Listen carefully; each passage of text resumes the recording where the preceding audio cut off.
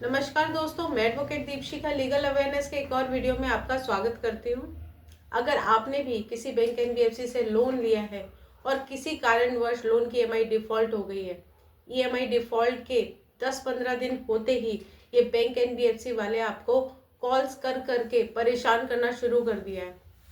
Calls दिन में एक दो बार नहीं बल्कि 20-20, 50-50 कॉल, वो भी लगातार करके हरास करते हैं। कॉल पे अपमानित करते हैं, अपमानजनक बातें करते हैं, गाली गलौज करते हैं, धमकी देते हैं, घर पर आकर सामान ले जाने की धमकी देते हैं, आपके पड़ोस और ऑफिस में जाकर अपमानित करने की धमकी देते हैं, आपके रिश्तेदारों को फोन करके धमकी देते हैं, पुलिस से अरेस्ट करने की धमकी देते हैं, आपको पूरा दिन भर में कॉल्स कर करके इतना हैरास कर देते हैं। ऐसे में आप सोचते हैं कि कैसे इस हरासमेंट से हम पीछा छुड़ाएं, किस तरीके से इन सब चीज़ों से बचें। इसके बाद रिकवरी वाले घर पे विजिट कर कर के हैरास करते हैं।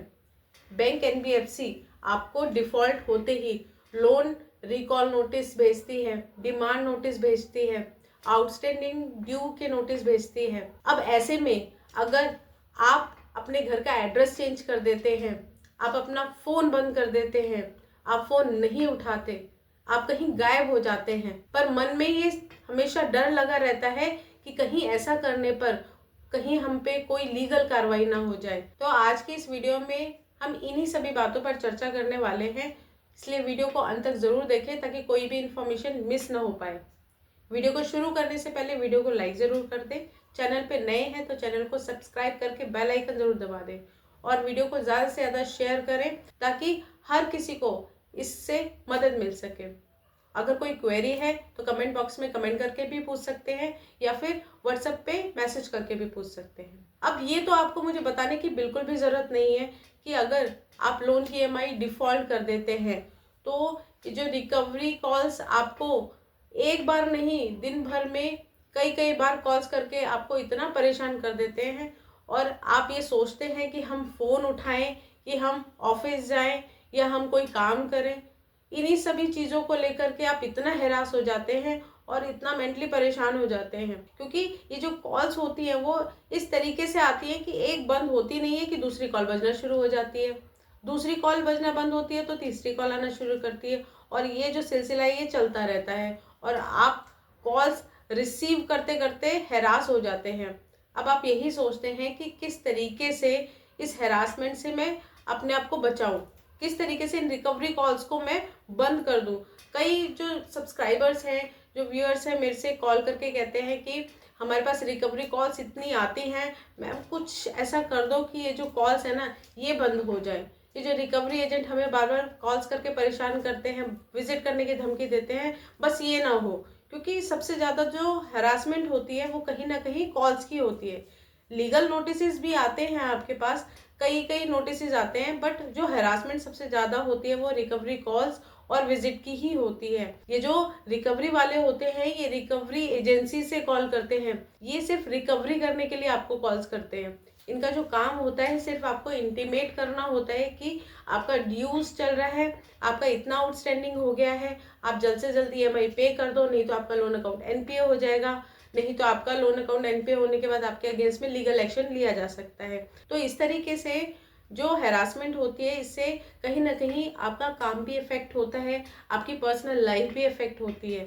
तो ये दोनों चीज़ों से बचने के लिए आप एक रास्ता सोचते हैं कि कोई ऐसा रास्ता निकाला जाए कि जिससे हम इन सब चीज़ों से बच सकें। अब कॉल्स की हैरासमेंट आपके लेवल तक हो तो कोई प्रॉब्लम वाली बात नहीं है, आप उसको मैनेज कर लोगे, हैंडल कर लोगे। बट ये जो हैरासमेंट है कहीं ना कहीं आपकी फैमिली में जब आ जाती है, आपकी फैमिली जब इस चीज़ से डिस्टर्ब होने लगती है, कहीं ना कहीं कॉल्स आपकी फैमिली में आने लगते हैं, जो एजेंट विजिट करते हैं वो आपकी फैमिली में आकर के विजिट करने लगते हैं और इससे आपकी फैमिली भी हैरास परेशान होती है, जिससे परेशान होकर आप या तो उस जगह को छोड़कर चले जाते हैं या जाने की सोचते हैं। और साथ ही साथ ये डर भी सताता है कि अगर घर चेंज कर दे, कहीं गायब हो जाए तो इन सब से छुटकारा तो मिल जाएगा, पर कहीं हम पर कोई लीगल एक्शन ना लिया जाए, हमारे ऊपर कोई कानूनी कार्रवाई ना हो जाए,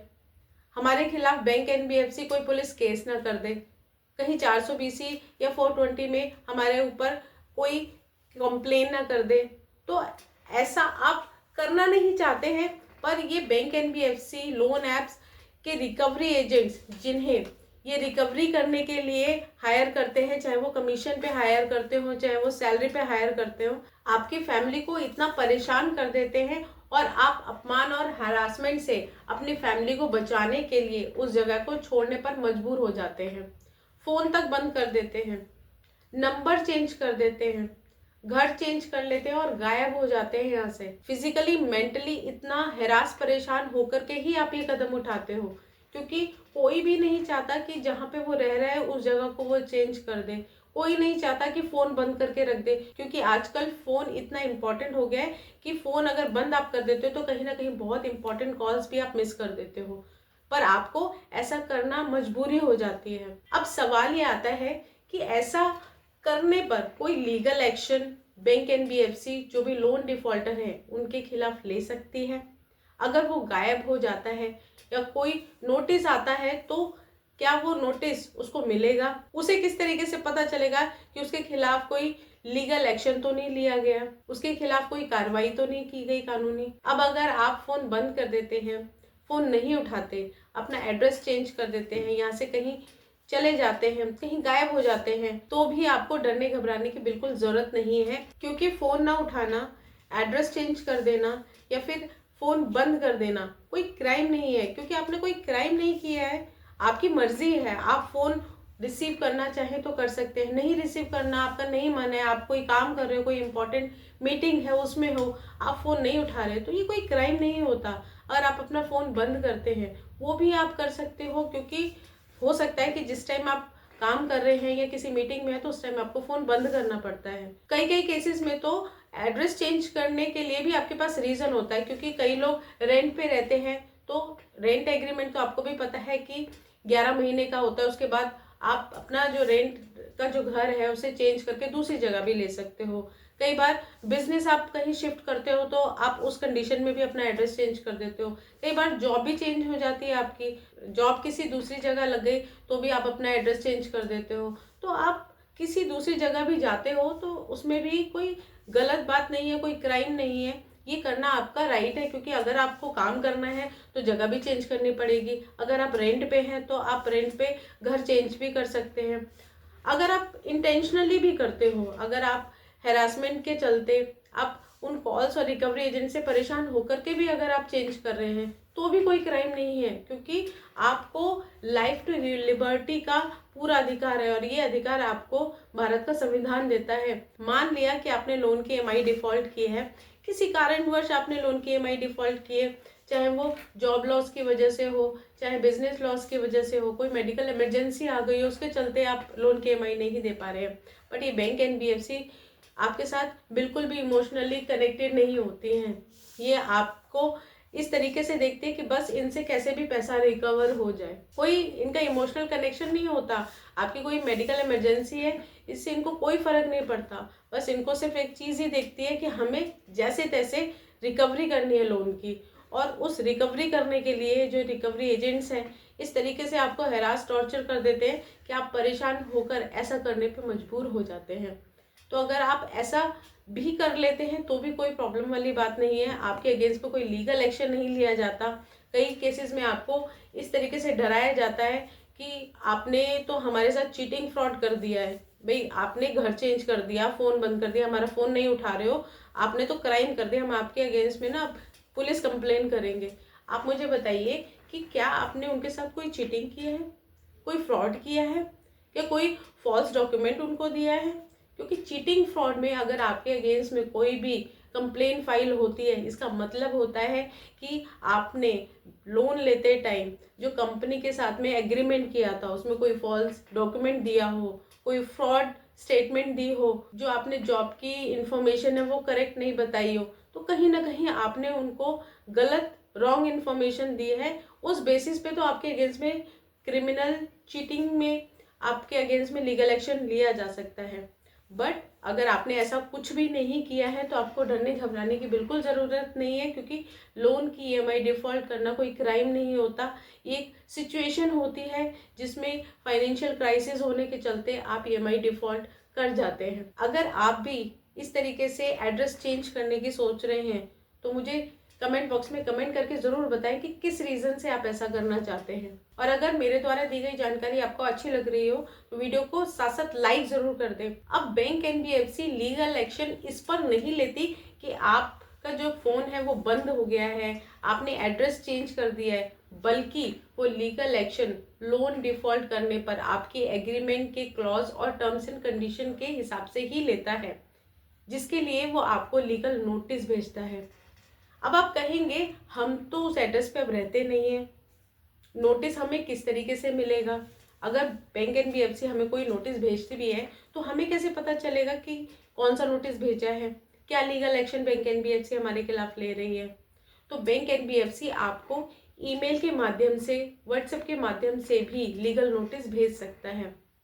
आपके जो परमानेंट एड्रेस, जो भी कॉरेस्पॉन्डेंस एड्रेस आपने दिया है, वो as per procedure legal notice उसी पे ही भेजेगी। जो कम्युनिकेशन है बैंक एनबीएफसी का वो वही है जो आपने लोन लेते टाइम एड्रेस उनको प्रोवाइड करा था। तो जब भी बैंक एनबीएफसी कोई भी लीगल एक्शन लेती है उन्हीं एड्रेसेस पे जो लीगल नोटिस है वो भेजेगी। अगर कोई कोर्ट केस करती है उसके लिए भी आपको कोर्ट से जो सम्मन आएगा या वारंट आता है या कोई भी आगे प्रोसीडिंग्स होती हैं उसमें, ये चाहे आपका ईआर वारंट हो जाए, तो वो जो भी आता है वो आपको उसी कॉरेस्पॉन्डेंस एड्रेस पे आता है। कई बार बैंक एनबीएफसी ऐसा करती है कि आपको व्हाट्सएप के माध्यम से केस की इन्फॉर्मेशन जो है वो आपको भेज देती है, जिससे आपको इन्फॉर्मेशन इंटीमेशन हो जाता है। आप वहाँ से भी जो ई कोर्ट ऐप है उसके थ्रू वहाँ पे सर्च करके ये देख सकते हैं कौन से कोर्ट में आपके अगेंस्ट में केस दर्ज हुआ है, और आप उसके बेसिस पे वहाँ पे जाकर के कोर्ट में अपीयर होकर के अपने केस को कंटेस्ट कर सकते हैं।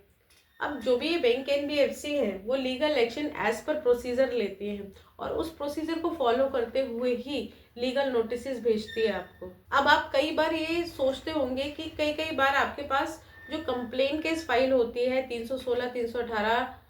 यानी कि चीटिंग फ्रॉड में, तो आप ये सोचते हैं कि शायद हमने एड्रेस चेंज कर लिया है, फ़ोन बंद कर दिया, तो इसलिए हमारे खिलाफ में ये जो चीटिंग फ्रॉड का केस जो है बैंक एनबीएफसी ने किया है। लेकिन जो बैंक एनबीएफसी है वो हमेशा चीटिंग फ्रॉड में केस कंप्लेंट फाइल करती है, तो कहीं ना कहीं कोई फॉल्स डॉक्यूमेंट या कोई भी आपने फ्रॉड किया हो, जैसे कि कई केसेस में देखा गया है कि अगर आपने ईसीएस मैंडेट दिया है और आपने ईसीएस मैंडेट हटा दिया है तो उस कंडीशन में भी चीटिंग फ्रॉड में आपके अगेंस्ट में लीगल एक्शन लिया जा सकता है, और उसी के तहत बैंक एनबीएफसी आपके अगेंस्ट में लीगल एक्शन चीटिंग फ्रॉड में लेती है। या फिर अगर आपने ईसीएस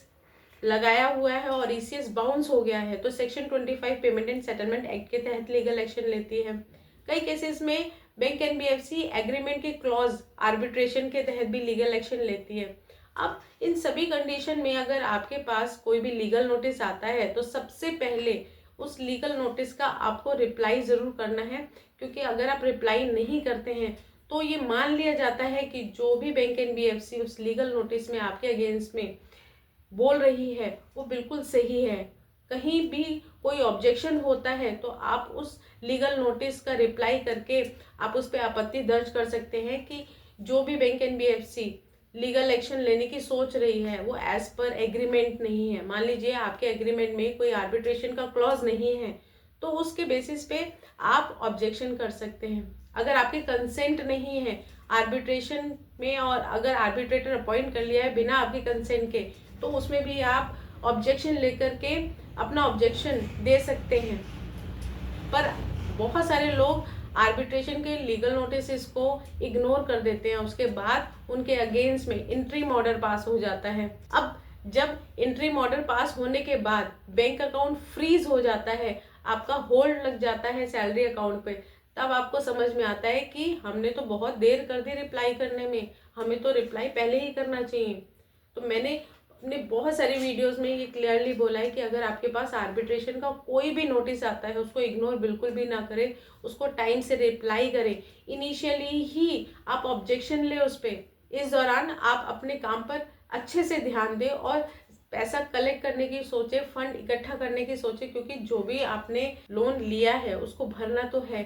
अगर आप टोटल आउटस्टैंडिंग पे कर सकते हो तो बहुत अच्छी बात है, लेकिन अगर आपको लग रहा है कि आप टोटल आउटस्टैंडिंग पे नहीं कर सकते हैं तो आप सेटलमेंट करके भी अपनी लायबिलिटी से निकल सकते हैं। अब सेटलमेंट कैसे करना है, कम से कम में किस तरीके से करें, इसके लिए भी मैंने वीडियो बनाई है, आप चैनल पे जाकर के देख सकते हैं। अगर आपने वीडियो को अभी तक लाइक नहीं किया है तो जल्दी से जल्दी वीडियो को लाइक कर दें। आज का वीडियो यही तक, नमस्कार।